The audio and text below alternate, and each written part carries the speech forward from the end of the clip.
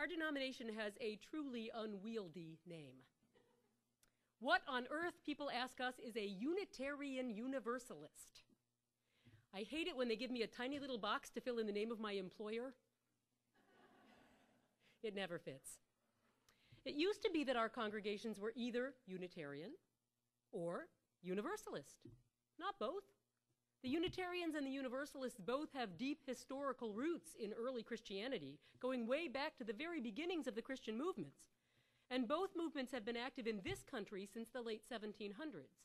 But only 50 years ago, in 1960, did the American Unitarian Association and the Universalist Church of America vote to consolidate into the Unitarian Universalist Association. Now, mind you, they had been talking about it for over 100 years, so you can't say it was a rushed decision. The Unitarians and the Universalists were both progressive religious denominations with a strong emphasis on social justice and liberal theology.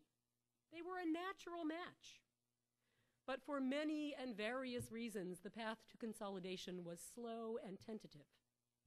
It was actually the youth movements that merged first. Is that what you two were murmuring about over there a second ago? Oh, you were born, right, yeah. Some of us take these years very personally, as you'll hear in a few moments. All right. The youth movements of the two denominations merged first in 1953.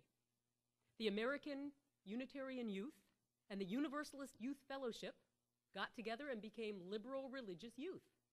Some of us remember Liberal Religious Youth, LRY. I would have been at LRY conferences, except I was the only teenager in my church. So there wasn't much of a youth group. The adults eventually managed to follow the youth, forming a joint merger commission in 1956 to guide the process. And then in 1959, at an assembly in Syracuse, New York, they were ready to vote on the plan to consolidate. Not, please notice, a final vote on whether or not to consolidate. That would come a year later. This was a vote on the plan. Don't worry if you don't understand that. I'm not sure I understand it entirely myself.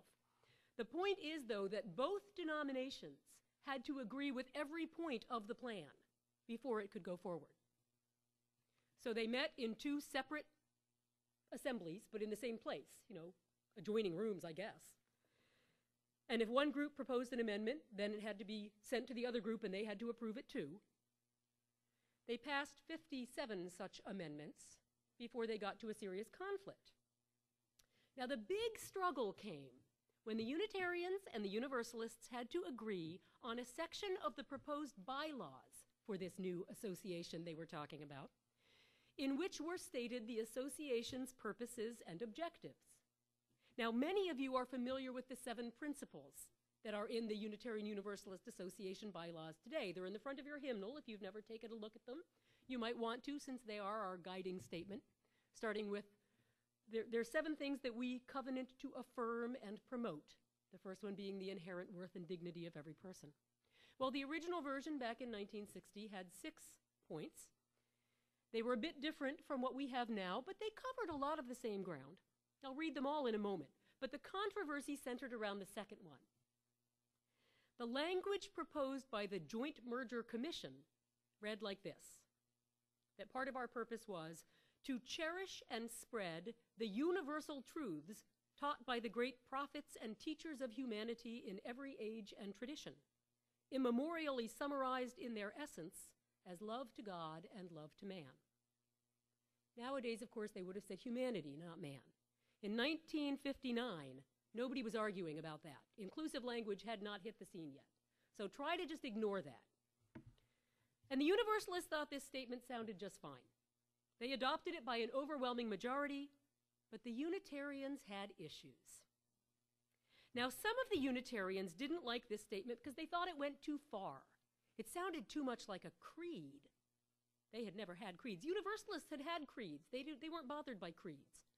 Unitarians were creedless from their beginning, and they didn't want anything that sounded like something you had to buy into. So they were reluctant, even though this is an extremely broad statement. But some of the Unitarians far from being concerned that it sounded too much like a creed, were worried that it didn't go far enough, because there was no mention of Jesus or Christianity. Now, many in Unitarianism were no longer Christians by 1959. The humanist movement had come along. We were very broad theologically. And all Unitarians by that point recognized the value of a much more universal understanding of what it means to be religious.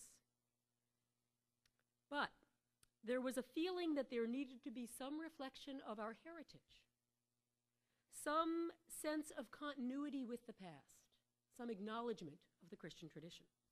I was actually very surprised to read that this objection came from the Unitarians. I would have expected it from the Universalists, who always stayed more grounded in Christianity than the Unitarians had. Our history is full of surprises. So the Commission proposed a new version that read like this: to cherish and spread the universal truths taught by Jesus and the other great teachers of humanity in every age and tradition, and prophetically expressed in the Judeo-Christian tradition as love to God and love to man. Well, the Unitarians thought that attempt was too narrowly Christian and not universal enough. So the Universalists then suggested a third variation. They eliminated the specific reference to Jesus, but they retained the reference to the Judeo-Christian tradition, and even went so far as to call it our Judeo-Christian tradition. So that the statement then read, to cherish and spread the universal truths taught by the great prophets and teachers of humanity in every age and tradition, immemorially summarized in our Judeo-Christian tradition as love to God and love to man. Well, the Unitarians didn't like that either. They thought that kept us too firmly tied to Protestant Christianity. The vote to reconsider that wording failed by 7 votes. There were 600 delegates. So these meetings had been going on for days. It is now late in the night. And it was looking as though the whole consolidation was going to go off the tracks because of this one article. Finally, at something like 2 in the morning, a new proposal which changed only one word was found acceptable by both parties. The change that made the difference was simply changing our Judeo-Christian tradition to the Judeo-Christian tradition. That allowed any individual to claim or not claim that tradition as his or her own. It no longer said it belonged to all of us.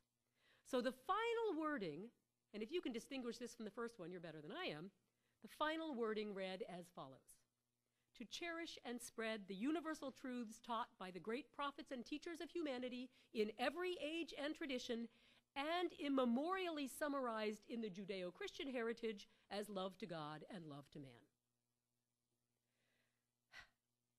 Now, I have spent half of my sermon time outlining this conflict and its resolution. Why? Partly to remind you that we have always been a contentious bunch who are hypersensitive to religious language and can argue about almost anything. And this is true, but that's not the real reason that I spent so much time on it. The real reason is that this controversy over this one article sums up so much of what I love about this faith. Let me tell you why. Remember that line we just sang in the hymn, Spirit of Life? Roots hold me close, wings set me free. This whole conflict was about roots and wings. Those visionary folks who did the hard work of birthing this consolidated religious tradition of ours wanted to be sure that we honored our roots, the gifts we had received from our Christian heritage. They wanted to be sure there was still room within this new movement for those who still found their deepest faith convictions within that heritage. And at the same time, they wanted to give this movement wings. They didn't want the language to bind anyone to a tradition that did not serve them. In an article by Barry Lentz titled "What Happened at Syracuse," he describes it this way: in that moment, shortly before noon on October 31st, 1959, when they took the final vote, Unitarian Universalism was born as a religious movement that radically transcended